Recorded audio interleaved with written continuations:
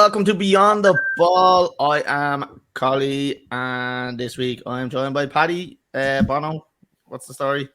It's coming back, baby. Come on, United. Come on. Hello, the hello. Show is over. Hello. Elf on the shelf. Paddy, what's happening? All good? Yeah, good man. Can't wait for the Christmas. Yeah, it's gonna be fun. Conor, we're here with you as well. What's the crack? Hey lads, all good, all good. Waving to the fans. Love to see it. Waving to the fan. Lads, Messi's the GOAT, confirmed. The World Cup is officially over. Argentina have won. Messi is the GOAT, as I've always said. Paddy is snapping, I'd say. So we're going to be chatting a bit about the World Cup. We're going to give our little thoughts on how we thought it went. We're going to look at... What else are we going to look at? We're going to look at the fixtures for next week as well. Football. The Premier League is back, lads. I, for one, I'm still fucking depressed. Fuck I keep to go back to being a Chelsea fan. Chris Potter is still the fucking manager, and I still have to go back and watch that absolute shy every week. So, yeah, it's gonna be a tough one, lads. We're gonna kick it off. Let's. Oh, Joe, I'm gonna pull this graphic up.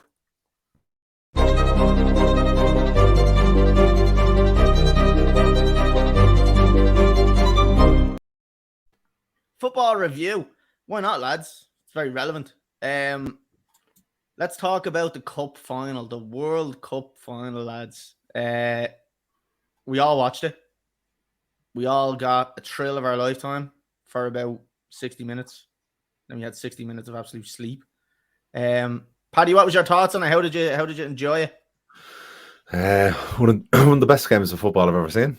It was brilliant. It really was. It was an excellent game of football. I really thought Argentina were going to bottle it when Mbappe got those 2 goals at the end of coming to the 90 minutes. I really did. And but no, it was written in the stars. They were meant to do it. Messi magic. Some talk that the last goal shouldn't have been allowed. That was offside, but I think it's bullshit because the hand was in the offside position. Couldn't score with his hand. So yeah, absolutely amazing game. But I wasn't happy about him having to wear that fucking nightgown when he lifted the trophy. That ruined it.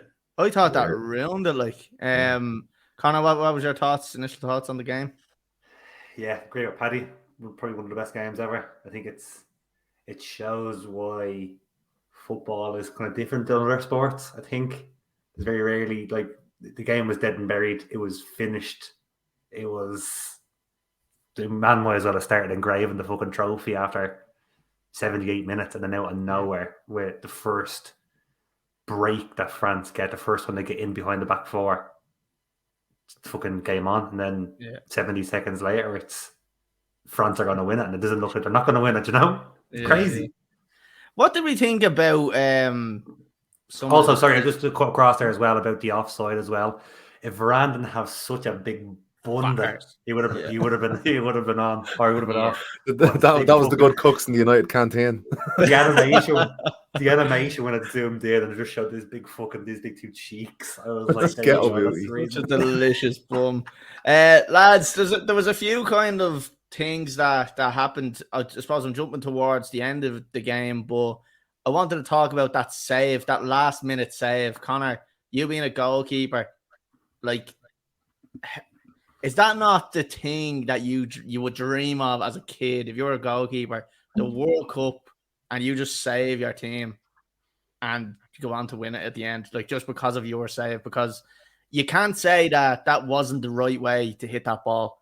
Because I can guarantee you, if he had done anything else, if he had tried to side foot it, if he had tried to lob it, everybody would have said, why didn't you just put your fucking foot through it? And he put his foot through it. It was going right into the corner. And Martinez comes out with probably one of the best saves and most important saves I've seen in a while.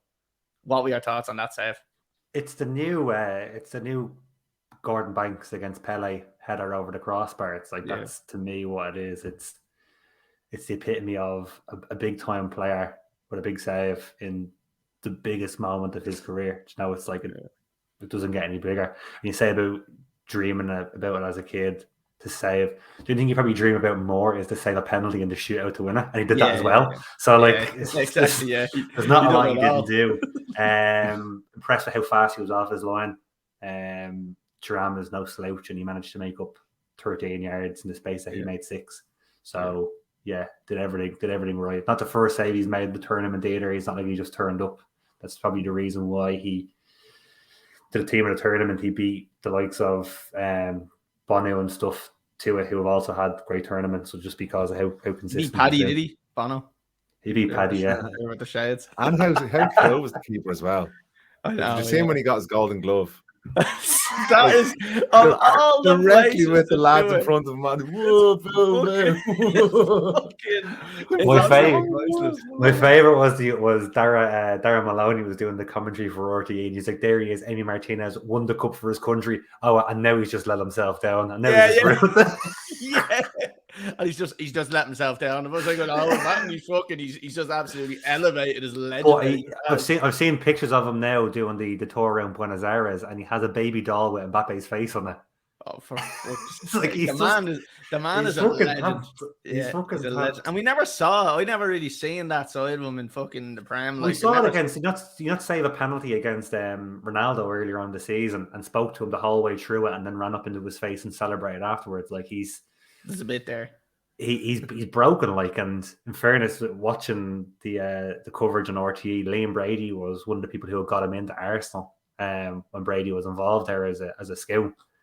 And he was always broken. He was a little bit shy, but as soon as he stepped onto the pitch, he was a fucking madman. So I seen a beautiful little a little kind of montage of like how it all began. Basically, he got his chance because Leno got injured, and then it just goes on. And there's a deadly video where you can see like he comes on, Leno gets injured, makes a deadly save, moves club, and then eventually obviously ends up lifting the World Cup. So Oxford tweeted about it as well. Oxford had put up a tweet, whatever that was, 2014 when he was there on loan. Martinez started well, got crunched up in the first 4 minutes. Welcome to League Two. And they put out a tweet that on Sunday night going, yeah, he's not done too bad in the end. From League Two to World Cup winner. Paddy, what's your thoughts on Mbappe? There's always been that debate now. It was with like there's a few debates that are ongoing at the moment. It was Messi and Ronaldo, but now we're kind of saying it was Mbappe and Haaland, maybe. But what's your thoughts on, like, obviously seeing Mbappe scoring a hat-trick in the final, and now it's kind of the passing of the torch from Messi to Mbappe? Do you think it's a fitting kind of way of losing, I suppose, like scoring a fucking hat-trick in the final? Like? I think we're jumping the gun a little bit. If you had asked me before the World Cup, was Messi like finished? You know, did he have his best days? I would have said yeah before the World Cup, but then he played well. He's not Messi, you know, vintage Messi. Probably Messi, yeah. But he did play very, very well. Scored goals. And probably was the best player for Argentina through the tournament. He got the golden ball, didn't he? Yeah. But in terms of Mbappe, wonderful hat-trick. He was let down by his team, I think, because they just didn't turn up to the races. But I still think Haaland overall would probably be a better striker than Mbappe. Paddy, there was news in the week, that the virus was going around the French camp. Do you think that might have affected them a bit? Could have done, yeah, absolutely. Yeah, though it was said that it was going around all right, but how much it affected them, we'll never know. We'll never know. Conor, what did you think of Deschamps making some substitutions on the 40th minute and having the balls to take off Dembele, who had probably one of the worst starts I've ever seen to a match? He was fucking shite. And then taking off Giroud as well, who obviously we know is gorgeous. Took some balls to do that. So what were you thinking about that? I don't think anyone's going to sit and do the balls that Didier Deschamps has. Like, we've seen it since he took over. Fucking Benzema out of the team, fucking Ribery out of the team, like making these big decisions and still being successful off the back of it, winning the World Cup previously, another final, a Euros final as well. So there's no doubt that the ball's in the boy. Yeah, Dembele's Dembele's first touch went out of play. His second touch, he gave the ball away, and his third touch went out of play. Like, I don't know if it's the lack of consistency And that he gave he's away the had. penalty. And he gave away the penalty. Yeah, forgot about that. Yeah. I don't know if it's a lack of consistency at game time, whether it's the occasion. He hadn't played too badly in the lead up. He had created a lot of chances for them. Nothing really converting off of it, but got him behind well. But that's what it needed. It needed for him to be taken off. I know it didn't make any immediate impact, but I think Mbappe going through the middle is kind of what gave them an out and having a little bit more pace out wide. Sorry, not pace out wide, but having pace through the middle and then bringing on Thuram for pace out wide was the right decision, and fair play to him, you know? Yeah. Lads, I'm going to pull up a picture on the screen, which for me, it's just a beautiful thing to see. Obviously, Lionel Messi with the World Cup. It kind of is a lovely end to an unbelievable career.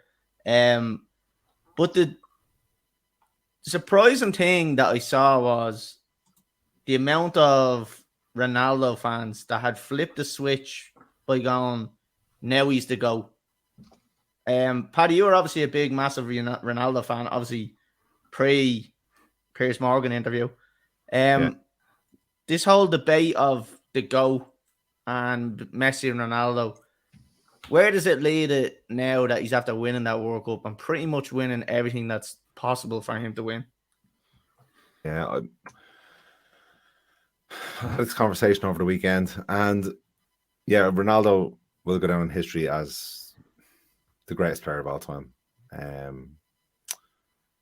If I was asked who would you rather in their prime in your team, if you could only pick one of them, I'd still probably pick Ronaldo in his prime. Connor, what would you think? But I don't disagree with. Sorry, just before you. But I don't disagree with people saying he's the GOAT. He is the GOAT. But I just preferred the way Ronaldo played. I just thought he was a machine. And now I mean Real Madrid time. I don't even mean when he came back to United. You know, when he was in his pomp. But that's it. Sorry. You just said Ronaldo will go down as the greatest of all time, and you said I don't disagree with Messi being called the GOAT. That's what that means, Paddy. What did I say? You said doesn't matter. You said Ronaldo the greatest of all time. You just said it. You said Messi will. No, you didn't. You said Ronaldo. You said Ronaldo. You didn't watch as well. You did. Did you not see my face when you said it? No. You said it, and I went. I looked at you. I know. I didn't. Anyway, blame the pink eye. Blame the pink eye. It's fine. Do you know what's great, Paddy? You've made this so easy for me to clip and cause a bit of controversy online. I don't even have to clip it, and I just literally record it, and it's gone. So you're agreeing that Messi is the best of all time, yeah? Yeah, whatever. Yeah, I don't care. Yeah. Neither of them play for United anymore. Fuck them. Yeah. So Connor, where your thoughts were probably Messi before that, were they? I was always a Messi fan, I suppose, and Ronaldo as well. They can be a fan, not be a fan of either of them, let's be honest. I disagree with the fact that some people were changing the decisions based on that Emi Martinez save. Like, if that ball goes into the net and France win, is all of a sudden Messi not in that conversation? Like, I don't understand that. I think it's just we went through decades without having players like that. I just think it's great the way that we got to live through the best of both of them, to be fair. And if we have the same, if we're both sat here in both of us, if all three of us, there's three of us here, but Paddy's not involved, so it doesn't matter. If we're sat here in 10 years, 15 years time, having an argument about who's better, Mbappe or Haaland, well then fucking happy days. We've seen another two fucking greats again, you know, and that's all you can hope for, and not going through eras of shite bags. Yeah, which is what Chelsea are going through now at the moment with a manager like that. But lads, the talk about Messi being compared to the likes of Maradona and Pele and all that type of stuff. I'm just going to give you my opinion, and then I want to know if you agree or disagree with me. In my opinion, I just think Messi is so far ahead of all of them, and I'll tell you why. I think he's better than Ronaldo anyway. So I'd always put him ahead of Ronaldo either way. But if you look back at Pele's career, for instance, I know he's won World Cups with Brazil, but like the majority of his time was spent at Palmeiras, was it? Or whatever they are in Brazil. Whoever he was with, Santos, I don't know, whoever he was with in Brazil anyway. So he spent the majority of his career playing in Brazil. Now, everybody gave Messi shit about that for sticking with Barcelona and kind of not moving and not doing in different leagues. And that's why they always said that was their argument about Ronaldo, that he's done it in multiple leagues and stuff like that. But I just think if you bring Pele into today's game and even put him in the... He wouldn't do very well. He's in palliative care. Well, look, if Pele made a miraculous decision, or I wouldn't want to play up front right now for Liverpool. So no, but I think Pele in his prime versus Messi in his prime in today's game, I just think Messi gets double the goals. Like, let's revert it. If we bring Messi back to their time and Pele up to this time, who do you think scores more goals? Yeah, but if you flip it around, then Messi is not pumped full of fucking human growth hormone. But he's playing against the standard of defending. 55, you know? So, like, then he's tiny and he doesn't play at all. The standard of defending back then was just not the same. He hasn't been a midget in WWE. Yeah, the hornswoggle. But I just think the standard of defending back then is nowhere near as good as it is now. And all the technology, we've just advanced as players in total. So I think that him going back there would probably score double the goals he's getting now. And then I think Pele coming up to now would probably get half the goals he gets now. And I think the same with Maradona. Yeah. And I don't know if you agree with me on that, but that's why I have Messi up here. And then I've got, right, I will put Maradona, Pele, Ronaldo, all them into this kind of tier here. I think one thing you can look at, especially about Messi, is like they're playing against athletes now, and they didn't. Yeah. Maradona and Pele didn't. Now Ronaldo got himself to be one of the best athletes ever, but you look at Messi, and he doesn't look, like he's really, really, really fit. He just looks like a normal bloke, but he just has this God-gifted talent, to play the best football anybody has ever seen. Yeah, I think so. But if you flip things around and you're saying about Messi going back to score goals, then if you brought Maradona forward with the best of technology, the best coaching from a young age, the best facilities, someone to keep him off the drink and the coke and not see, there you go. Do you know what I mean? So like it's hard to compare across here. It's like comparing golfers across here, right? I'm sure like Jack Nicklaus was probably still one of the greatest of all time. Can he hit the ball as far? No, because we have technology plus all this other stuff that went alongside it to make golfers better now. But God damn it, if Maradona can do what he did. Stop being so logical, Conor, will you? Drugged up to the nines and off his tits. Like, imagine what it was like if he was clean. Like, imagine what Messi could do if he was drugged off his tits. He'd be unstoppable. No, I just think, I get what you're saying, that like you'd probably advance them players, but I don't think them players probably develop as well as today's players do.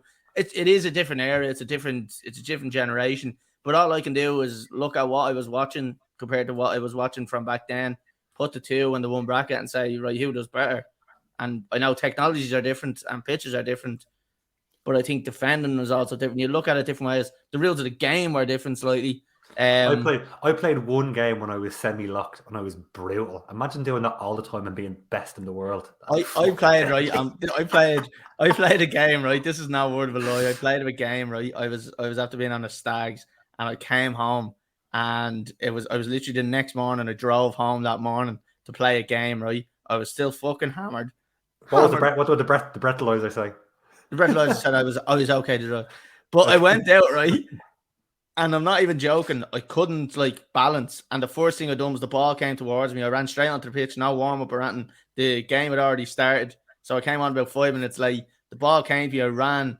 I got the ball, took a touch, and I fell over and I completely scraped my knee. And it was on an Astro, and it was snowing at the time. And it was the worst experience of my life. It actually really just turned me off playing football ever again. And I was like, I don't know how people do that. It's absolutely atrocious. It was so ridiculous. I just had to stop, and I was like, what the fuck am I doing here? He might drink, but he balanced the drink out with a few uppers as well. Do you know? The level. Yeah. A little bit of cocaine for El Diego got him going. Lads, that's pretty much all in terms of... Actually, I haven't heard anything about fucking human rights in Qatar lately, lads. Have you? And for RTE finished their coverage with it. Qatar is a great country. Yeah, we got our little paychecks. Conor, what were you saying there? Something on RTE? RTE finished their coverage of the World Cup final by mentioning the number of people who had died for each stadium. Again, for fuck's sake. just as it was like, and then it cut to like a video of like Messi with the trophy giving it loads, and then it was you just know like, what I mean? Like, yeah, loads of people are dead. And then FYI. I seen that your woman, was it a woman Joanne on Cantona. RTE? Yeah, it was her. Yeah, because she kept going. Well, keep an eye. And she kept going. Now let's keep an eye on everybody shaking the female ref's hand because nobody's gonna shake it. Your man straight away shook her hand. I was just like, Yeah, but they didn't do it for the 3rd and 4th place playoffs. Yeah, I seen that. Yeah, he must have got told, being like, Yeah. just shake her hand, will you? Don't be a fucking shake her fucking hand. Yeah, we don't need this shit. Also, before we go out the World Cup, what about Salt Bay appearing and then just walking around with a trophy? What about him absolutely assaulting Messi? Yeah. Did you see what he was doing? He was like grabbing his arm and all. Like Messi's just going having none of it. Yeah, it was great. It was great to see. Was it? Like he's an absolute pervert, right? I'm gonna come out here and I'm gonna say this right now. Salt Bay is a pervert. I'm just gonna say it. You'll he's never an be absolute invited. pervert. Did you see Sergio Aguero done a John Terry? I know, yeah. At least John Terry was still playing football. No, but Aguero was registered as a coach for Argentina, so he actually gets a medal. He does get a medal. It only came out afterwards. Yeah, he's registered as one of the assistant coaches. That's brilliant. But no, fair play to Aguero. Unfortunately, the way his career ended, because no doubt he probably would have been in that squad anyway. It would have been better than your man fucking, was it Lissandro that plays up front in front of him? Alvarez? No, Milan. Oh, yeah. Lautaro Martinez. Don't like him. Yeah. Right, lads, will we move off the World Cup? Chelsea here. Back to Normandy. Yeah, let's do it. Yeah. I don't think I said normality there. I think I said normality, but that's pretty normal anyway. Right, lads, we're going to move off that. We're going to move on to...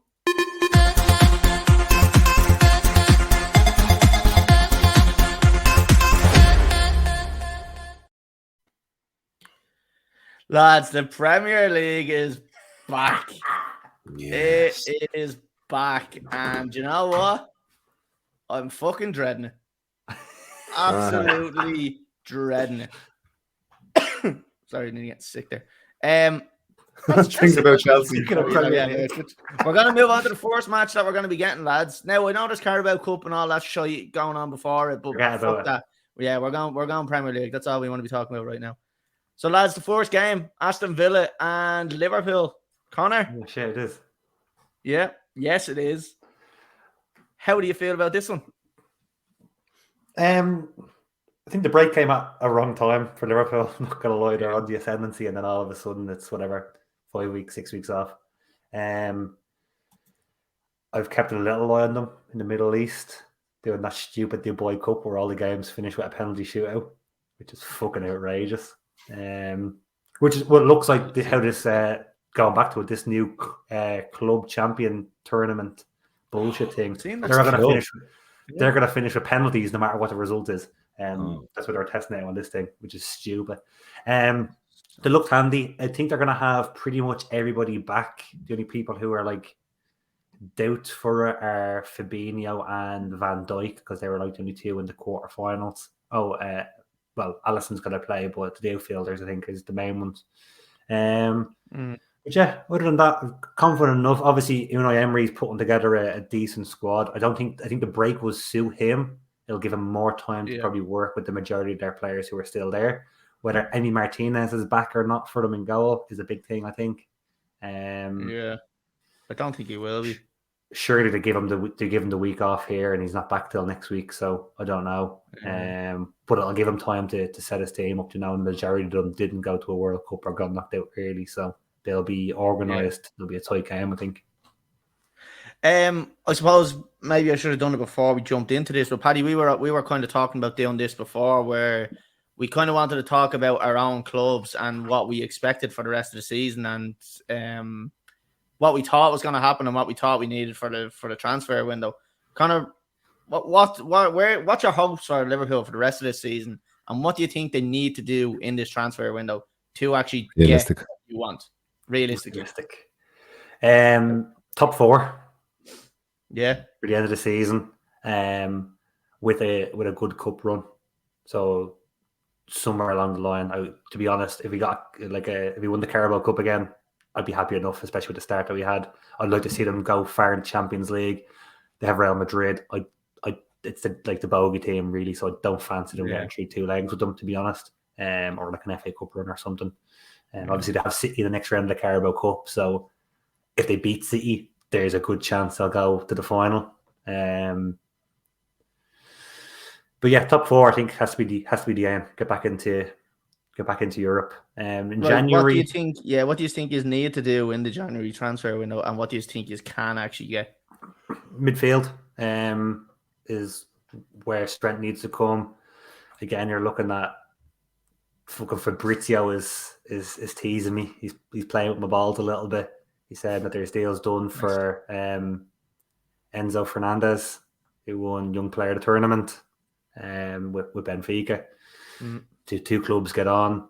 There seems to be rumours around Fabinho leaving in January for 50 plus million, which would be which would not be a bad time to cash in on him, I think.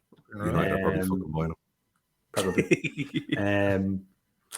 Yeah, midfield strengthening up is definitely where they need something. Obviously they're like looking around Jude Bellingham. Regardless of what you do with Bellingham, he's not going to leave in January, so that's going to be a non-runner regardless. If you get him lined up for the summer, happy fucking days. But yeah, if they can get somebody in this January to fill the hole of midfield that Fabinho has kind of left.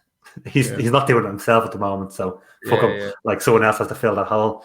Do you think Bellingham is actually realistic, like in terms of him wanting to go? I see a lot of him when I was looking at the World Cup, and you see kind of him around the squad. He spent a lot of time with the likes of Henderson and fucking Robert. No, not Robertson. Who was it? Trent. I was going to say, I hope it's not Robertson. He plays for Scotland.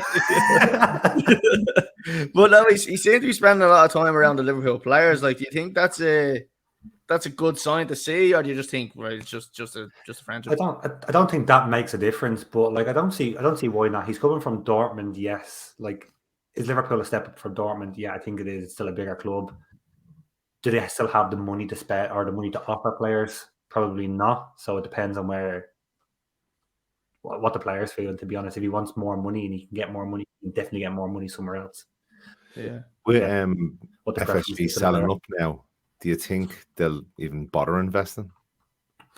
From what I've heard, and again, it's true, the likes of like James Pearce and Henry Winters, who have been like journalists around Liverpool, who have been pretty reliable. It's FSG don't want to leave on a sour note, and they actually probably feel that they'll claw back most of the investment in a player by increasing the price of the actual the shares of the club itself. So maybe not getting everything back, but you bring in Jude Bellingham for 100 million, you can probably charge an extra 50 million for the club anyway, on the back of the assets that you have in there. And it does sound like they want to go out with like almost like a parting gift. Now, how realistic is it? I don't know, but money was always an issue for them. Is it more of an issue now? I don't think so. It's just going to be the same issue it was probably before. Paddy, moving on to United, what do you reckon? What's realistic for you? You're sitting in 5th place at the moment. You are 3 points off 4th with a game in hand. A far worse goal difference of 10. What's that one for? Where can they get to? Number 1, baby. Oh, right. Go on, Paddy. Right. Win the league. Paddy, go on. What's your realistic thoughts here? I think we can finish second. Realistic. I think we can finish second. You really do? I do. Like the only thing that's bothering me is the striker situation. If Martial can stay fit and he can play to his ability. Oh shit! I forgot Ronaldo was gone. Yeah. I mean, talk about Messi. Absolutely. How much did he contribute to the first half of the season now? But well, he gave us great drama on the podcast. Yeah. But looking at how we've started to play coming towards the end of the season, and the players coming back from the World Cup, I've nothing to be confident about. The manager seems to be doing a good job. We had 2 games there during the World Cup that we lost, but it was with a lot of youth players. You've nothing to be confident about. What? Is that what I said? I'm very sick. I'm on medication. Not enough with the sounds of it. Yeah. I've nothing to be confident about. Paddy, we're going to just translate for Paddy. Like, I'm very confident. You say something, I'll translate for you. All right, thanks very much. Yeah. Thank you very much, please. Thanks. Oh, fucking hell. Yeah, baby. Yeah, I can't wait. I can't wait. No, I'm dreading it. I don't know. Ask me another question, will you? I can't even remember what you asked me the first But time. Paddy, right? So you're saying you've nothing to feel confident about, but I know obviously you mean you're very confident. You do have Martinez who's going to be delayed coming back, so he's probably going to miss a game or two. Didn't play the final though. It depends on when they get let go from Argentina, really, for the celebration. Yeah, still probably on the sauce, like. We've Big Harry, he's back in form now. Player of the tournament, won the player of the team in the World Cup. Player of the team. It's okay, buddy. It's okay. Right, Paddy. So let me see. Right. So you're saying second is your realistic target. What do you need to get done in the transfer window to make that happen? Striker. Just a striker. A right back. Oh. Okay. And anybody in mind or anybody linked with? I haven't heard of anything, to be quite honest with you. No, I haven't heard anything. No rumor. Yeah. I know I may have, but right at this very minute, I can't remember. Can I just say, lads, transfers have been so quiet during this World Cup. Transfers have just been so quiet for some reason, and it's a bit strange. No rumors at all. No, not you usually get these like lower stars, like Amrabat is now linked with pretty much everybody because he had a decent World Cup. But like, how realistic is it? I don't think anyone else.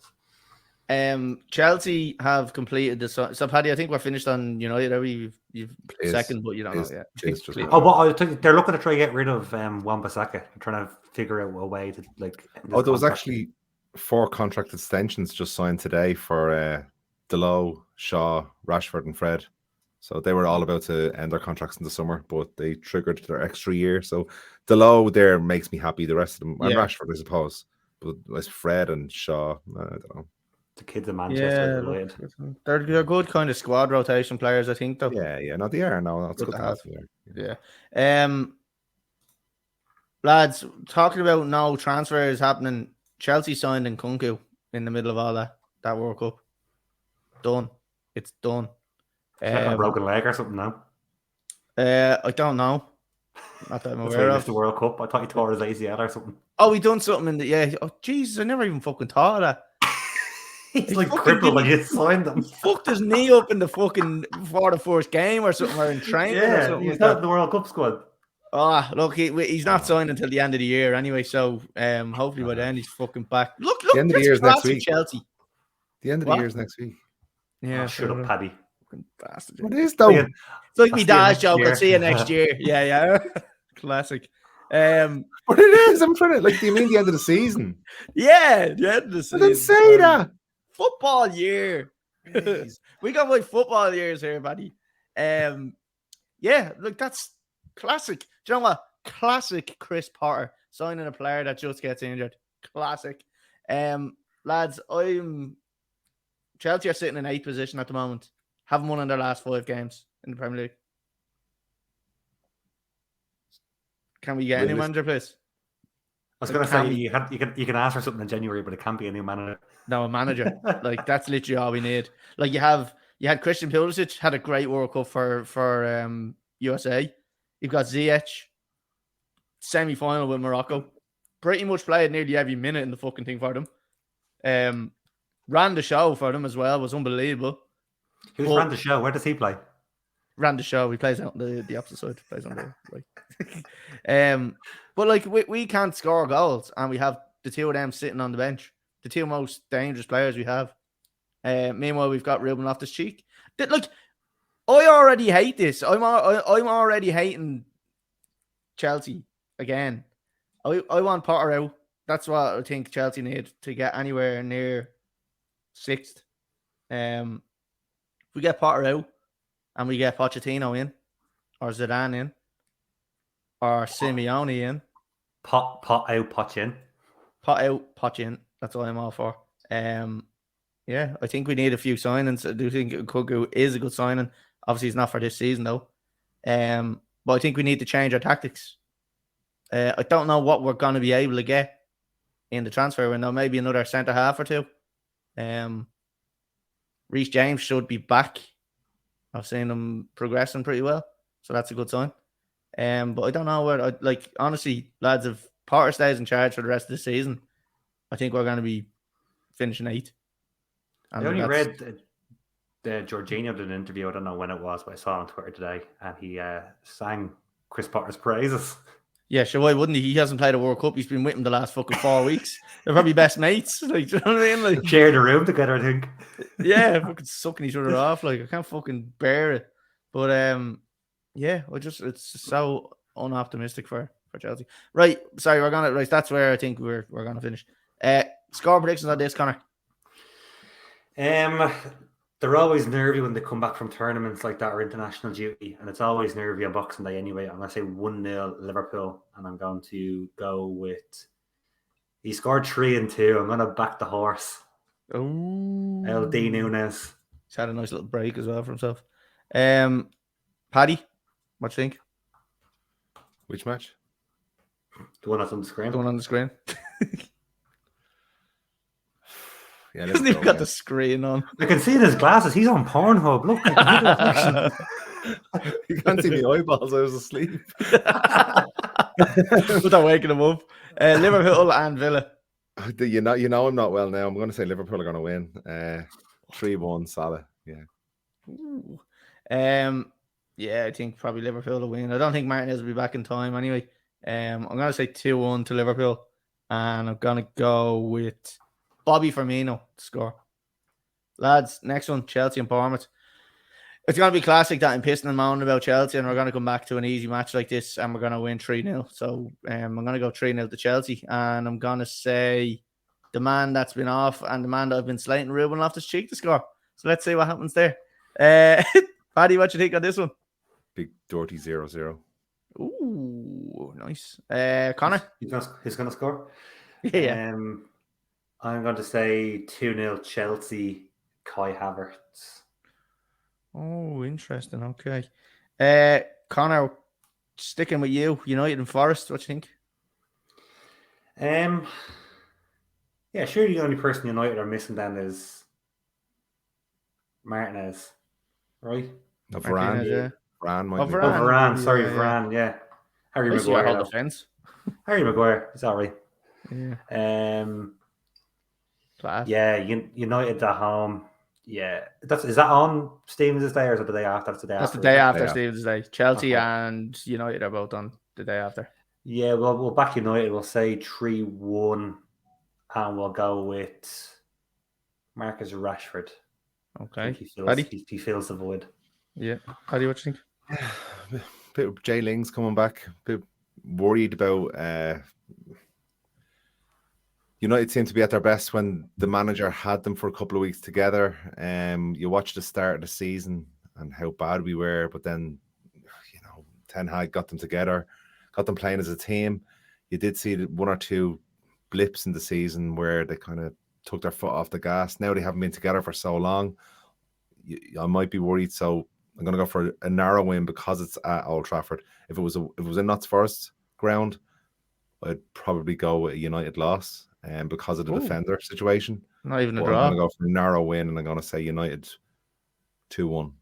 Okay, yeah. Anthony to score. Anthony. Yeah, look, I can't see past United here. Even though they're missing a few players, they still have far more quality than Forest have. Forest haven't been playing great either.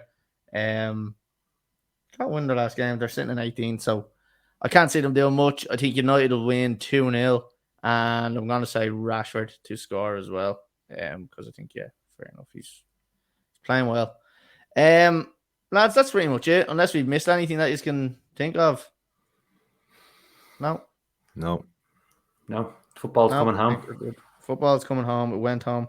Right. Thanks for joining us, everyone. If you are watching on YouTube, Facebook, Twitter, make sure you follow us, hit subscribe, hit like.